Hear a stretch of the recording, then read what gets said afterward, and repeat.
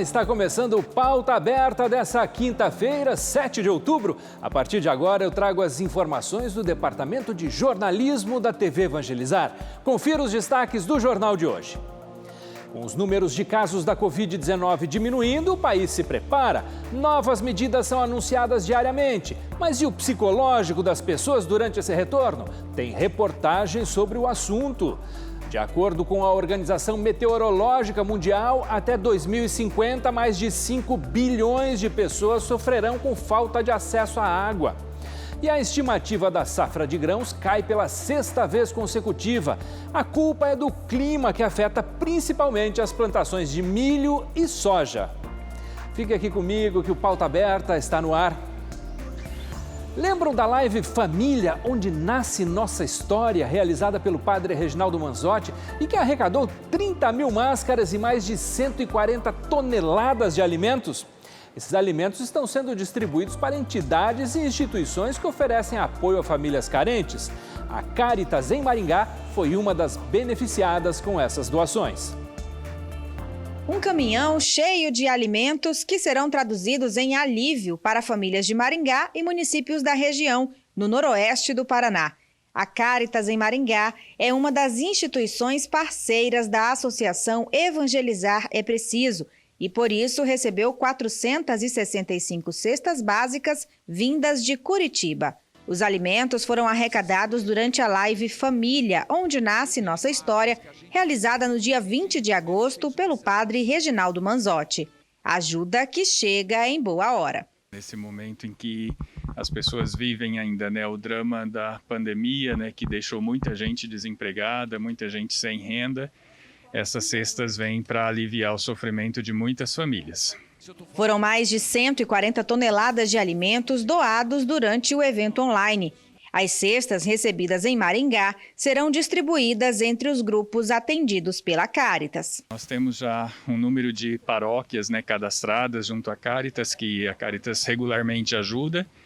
E nesse momento, então, em princípio, a paróquia Nossa Senhora da Esperança, que é uma região onde tem muita necessidade, em torno de 600 cestas básicas são distribuídas mensalmente nessa paróquia, mas também outras organizações, como a Associação de Estrangeiros do município de Maringá e região, os próprios atendidos aqui pela Caritas e também paróquias como Santa Terezinha do Menino Jesus, em Mandaguaçu, e outras entidades que, porventura, nos procurarem com necessidade de alimentos.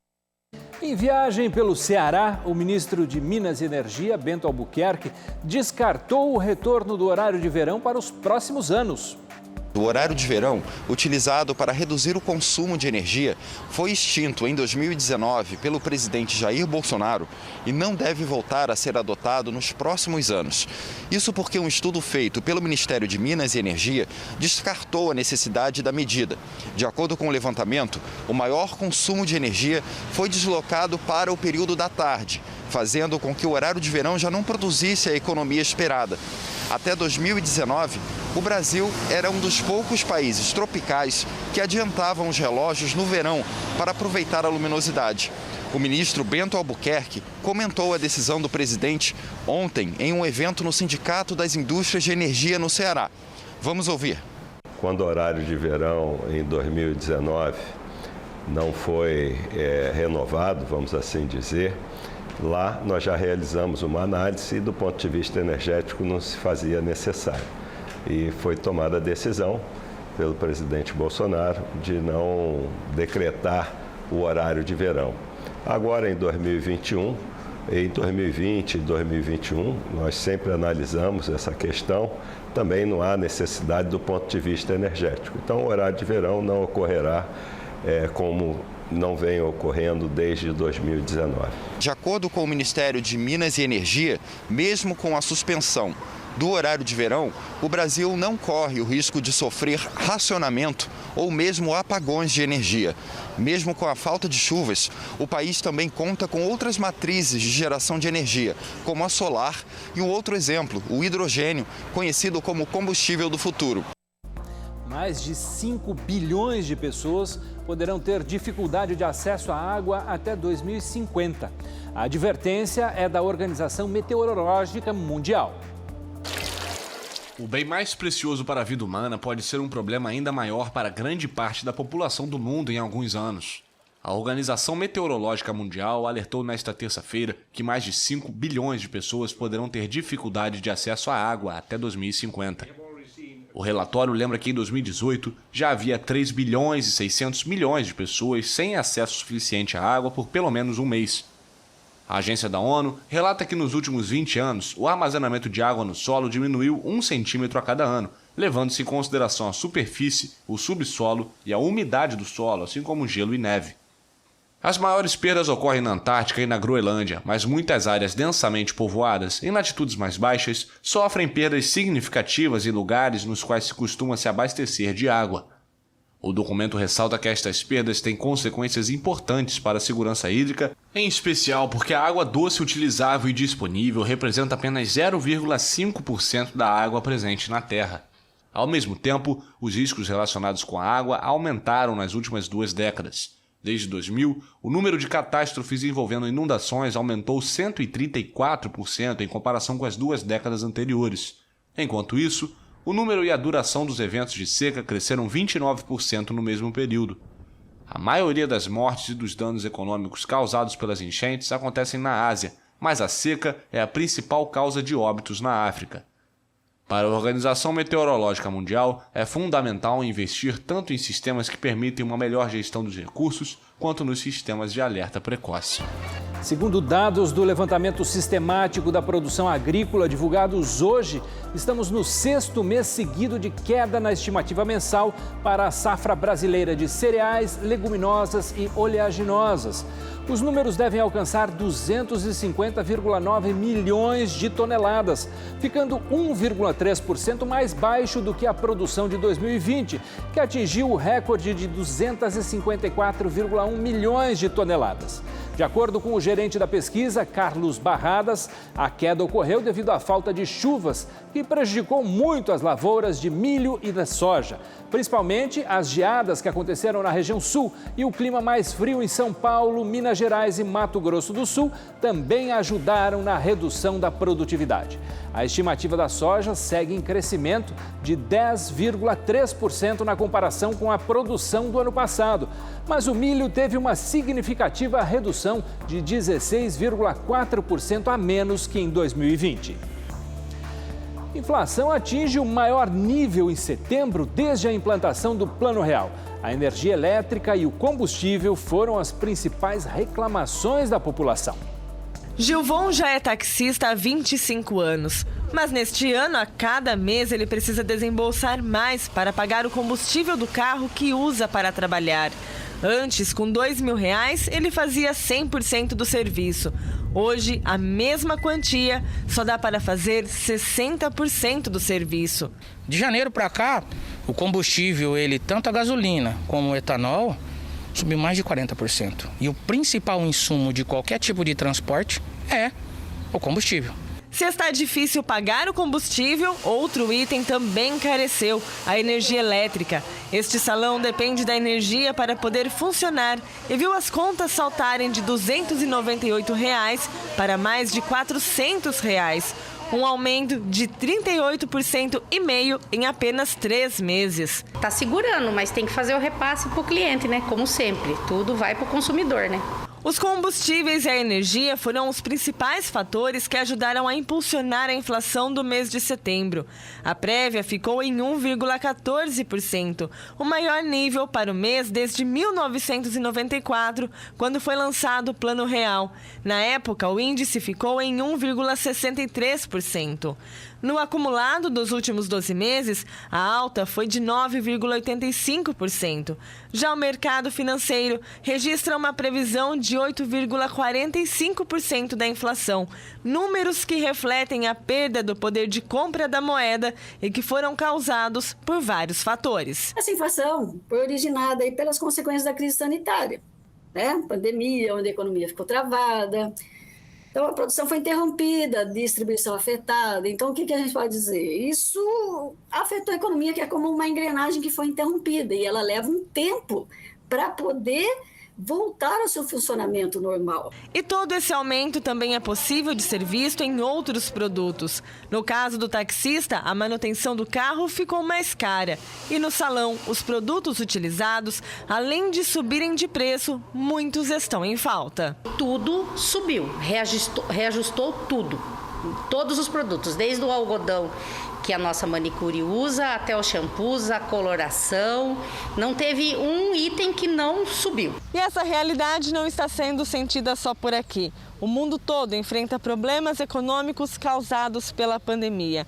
Economistas calculam que a dificuldade financeira atual seja pior do que a crise econômica de 1929, até então a mais grave da história. Parte dessa inflação é por conta dessa inflação alta é por conta da falta de produtos, ou seja, diminuição da oferta de produtos. Por esses fechamentos. E, por outro lado, houve uma injeção de liquidez por conta de vários governos, vamos dizer assim, por pacotes de estímulos ou auxílios emergenciais, no sentido de evitar uma crise maior em termos sociais, né? Segundo ela, apesar da economia brasileira estar reagindo, ainda deve levar um tempo para que a inflação volte a ficar controlada. Mas algumas medidas deveriam ser tomadas. O governo, o que ele não pode fazer é aumentar a carga tributária nesse momento. Agora a população tenta se defender aí, substituindo produtos, diminuindo o consumo. Vamos para um rápido intervalo, mas logo estaremos de volta.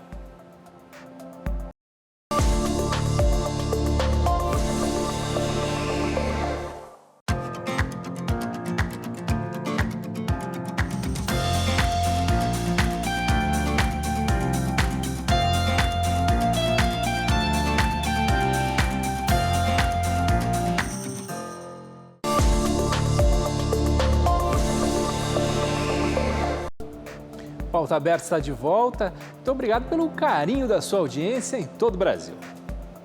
No nosso quadro sobre saúde, vamos falar sobre câncer ginecológico, um tema muito importante que não é muito discutido. O médico oncologista Eldi Werneck tira todas as dúvidas. Assista.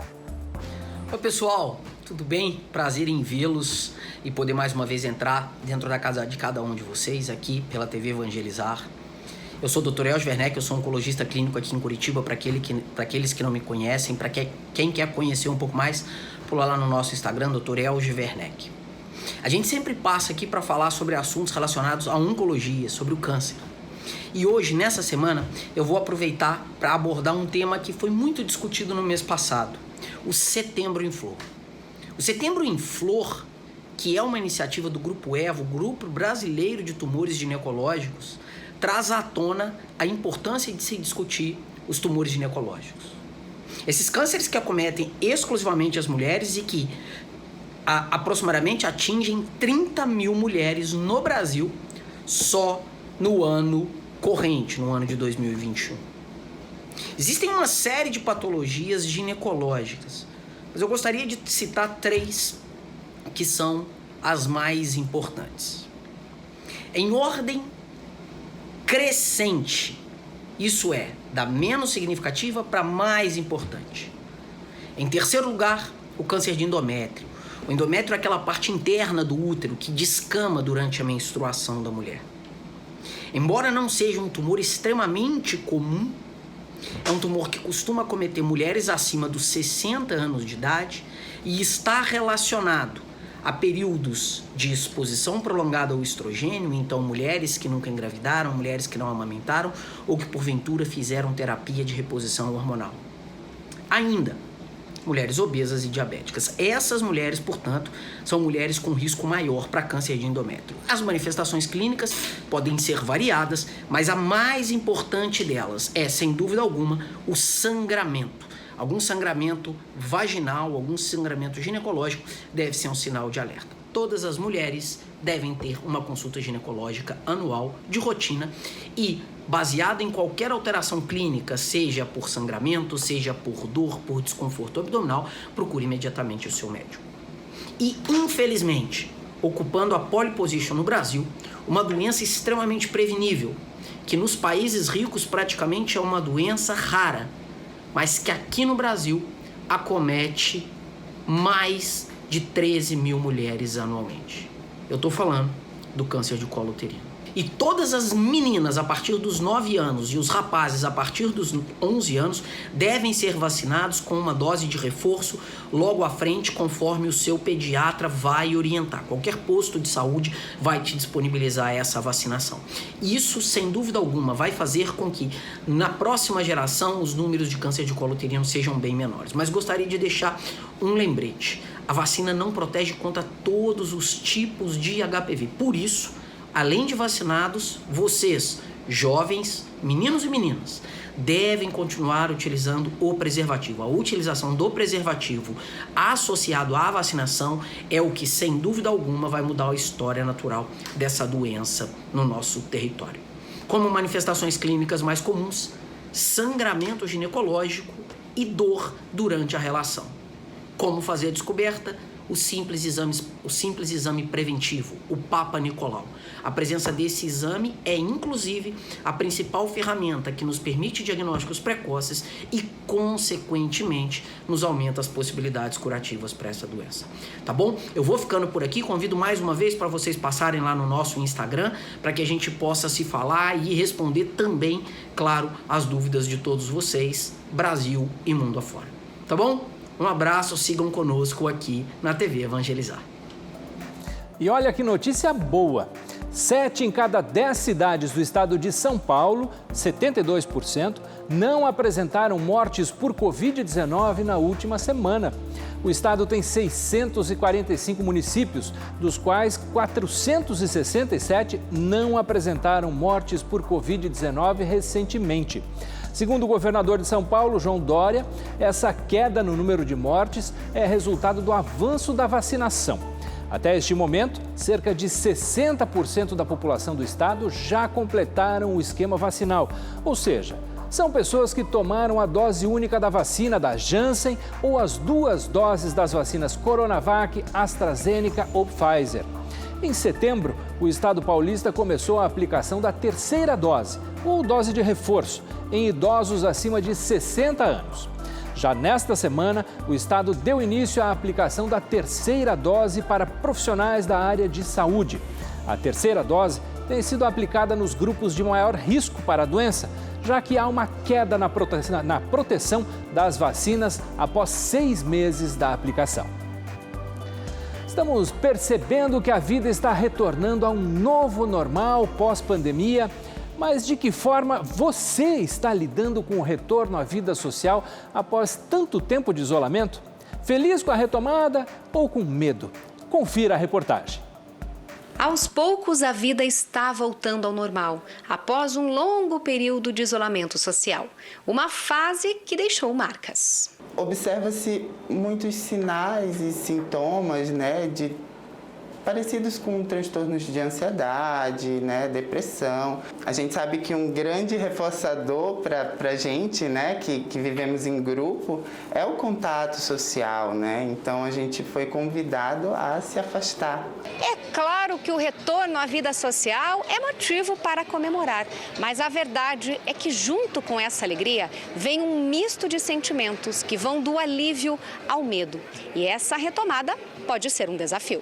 Tá voltando aos poucos, Porque a gente sempre tem medo de sair muito, A gente sempre vem na cidade por precisão. E daí as crianças também voltaram a estudar agora, ajuda muito um pouco agora, Mas assim mesmo a gente tem medo, de sair. Agora todo mundo vacinado, acho que tem que dar uma relaxada e começar a continuar a vida, Tava difícil só na pandemia ficar só em casa, às vezes essas crises de ansiedade aumentaram bastante, mas por outro lado também a gente tem um pouco de medo, porque nem todos tomaram vacina, A nossa história de vida, ela tem uma grande influência em como a gente se comporta hoje, Então, voltar também vai ser talvez um reaprender, Nas empresas, o clima também é de adaptação. Esse escritório tem 14 funcionários que trabalharam em home office por um bom tempo. É uma nova realidade que foi vivida por todos. O home office, para muitas pessoas, era um sonho. Era um sonho de poder trabalhar, ganhar e estar perto da sua família, cuidando de filhos, próximo ao marido. Mas, aos poucos, nós conseguimos verificar que não era bem esta a realidade, porque todos perderam um direito ao desligamento, que é tão importante nas nossas vidas. Nós temos que viver em sociedade e o contato humano é fundamental. A Tainara já estava acostumada a trabalhar em casa, mas aos poucos está entrando no ritmo. É algo que a gente tem sentido um posicionamento muito benéfico, porque a gente volta a ter um relacionamento social, convive com outras pessoas, tem sido muito bom psicologicamente. Existem muitas variáveis que envolvem esse retorno do trabalho, né? Aquele funcionário que tem filhos em casa, a escola já voltou, como que ele vai levar essa rotina a partir de agora, né? Então, acredito que retornar também precisa dessa compreensão de como que a vida dessas pessoas se configuraram nesses 2 anos, né? Sentir ansiedade para ressocializar é normal, mas se a situação gerar sofrimento, procure ajuda. Se você se sente mais ansioso, se você se sente mais entristecido, deprimido, está tendo dificuldades, por exemplo, para esse retorno à socialização e não está conseguindo lidar sozinho com essas questões, eu recomendo que procure um profissional da saúde mental, né? A reportagem que você vai assistir agora é de dar água na boca. Você vai conhecer um café colonial bem diferente. Estamos na primavera, a estação das flores. Um cenário de encher os olhos.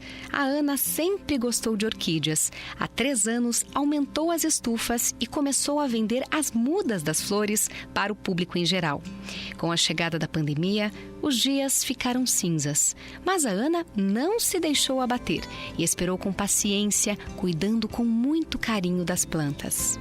Foi com orquídeas que tudo começou, sabe? Eu gostava muito das orquídeas, comecei a comprar uma, depois mais uma, sabe? E quando vi eu tinha muitas já, sabe? Daí montamos uma pequena estufa.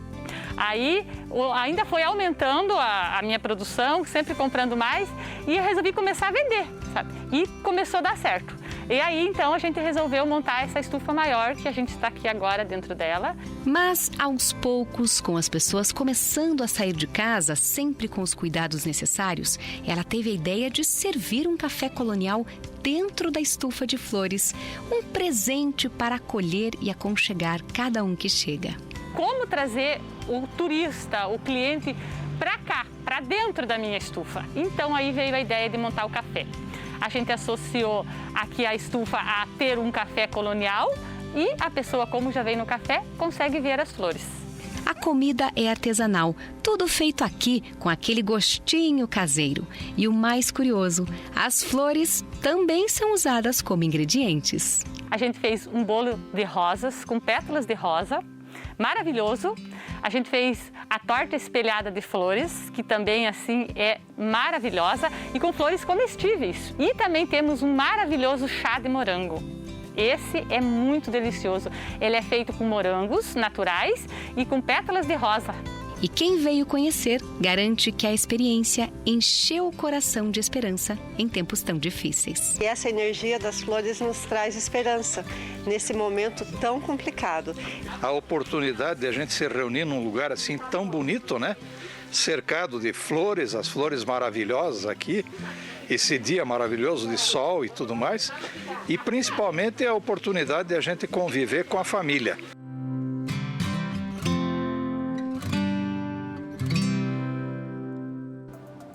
A Pauta Aberta de hoje está terminando. Nós temos um novo encontro amanhã, logo depois do Vida em Foco. Eu espero por você. Até lá!